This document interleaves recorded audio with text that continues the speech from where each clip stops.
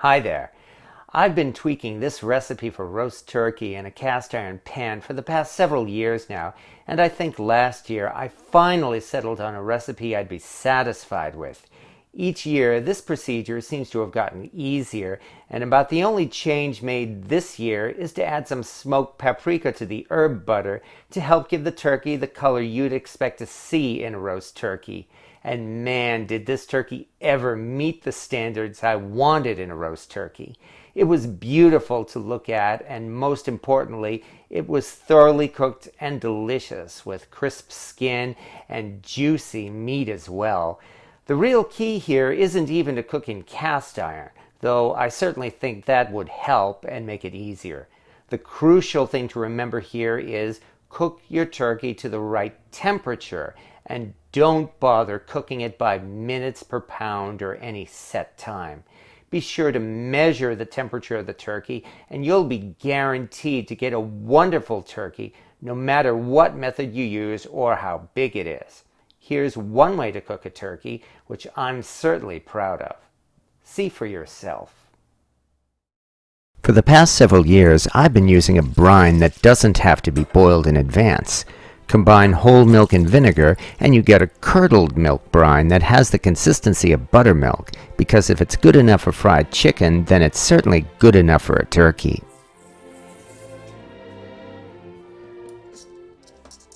After mixing some simple spices together, the brine is ready to be used.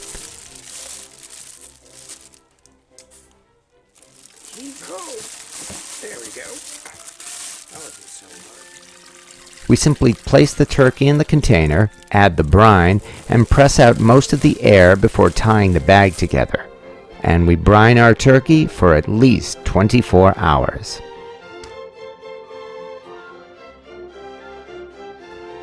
Because the turkey and the roasting pan are very heavy, I like to double up on the oven racks for extra protection.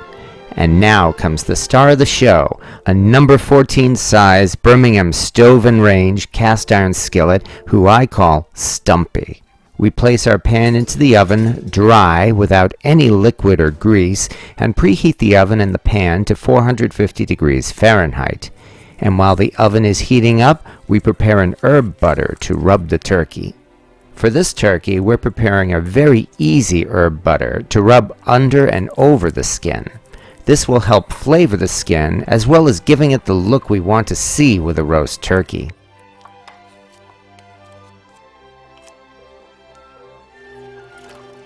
We drain out the brine and give the turkey a quick rinse. It's not necessary to wash off every bit of the residue. Then we dry it off with paper towels, and it also doesn't have to be bone dry. It just needs to be dry enough so that our hands aren't soaked when handling the turkey. Fold the legs back underneath the turkey. We carefully insert our fingers under the skin and separate enough of the skin so that there are two big empty spaces underneath on each side of the breastbone. And now we get our hands dirty and rub the butter underneath the skin. Right now I'm busy violating the turkey.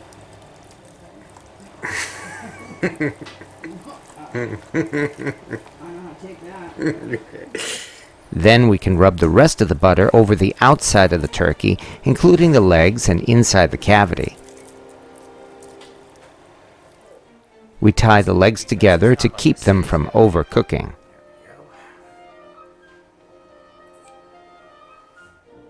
And this may be the most important part, inserting a probe thermometer to keep track of the temperature. And now comes the tricky part.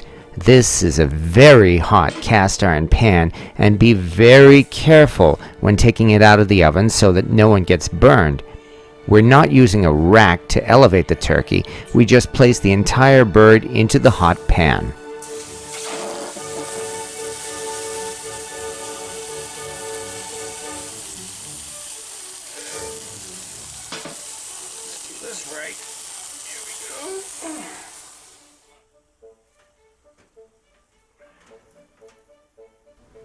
And into the oven it goes. As soon as the turkey is in the oven, we turn the temperature down to 275 degrees Fahrenheit so we can slow cook the turkey. And we set the alarm to 140 degrees Fahrenheit. And now we wait. The reason why we set the temperature so low is because we're not done yet. Now we increase the oven temperature to 425 degrees and set the alarm to 160 degrees Fahrenheit. This will give the turkey a blast of heat to crisp the skin.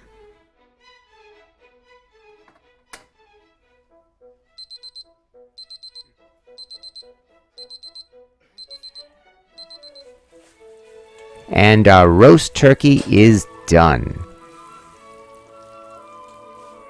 We move the turkey to a serving platter and cover it with foil to rest while we prepare the gravy.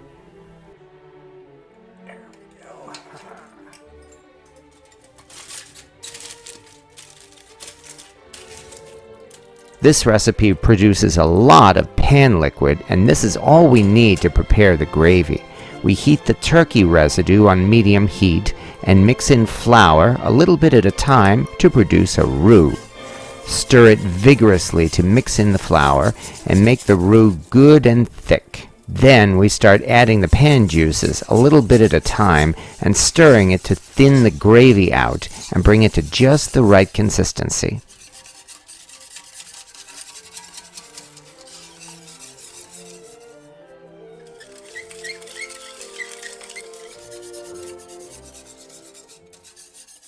And when the gravy is ready, it's time to serve our roast turkey.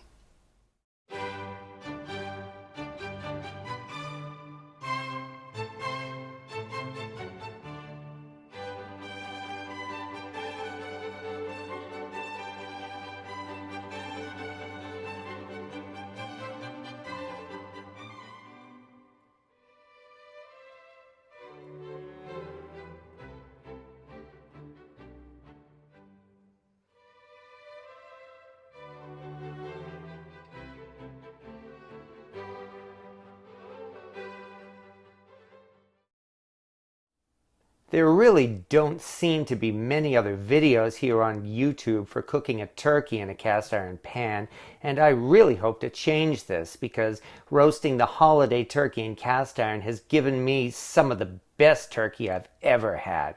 It's easy to make, and it doesn't even require you to baste the turkey while it cooks. So if you're looking for a way to cook your holiday turkey that doesn't have 10,000 steps and doesn't seem too difficult, I hope you'll consider giving this a try, because I'm proud of the results, and I'm certain you will be as well. Have a happy holiday, and most of all, have fun cooking. Thank you for watching.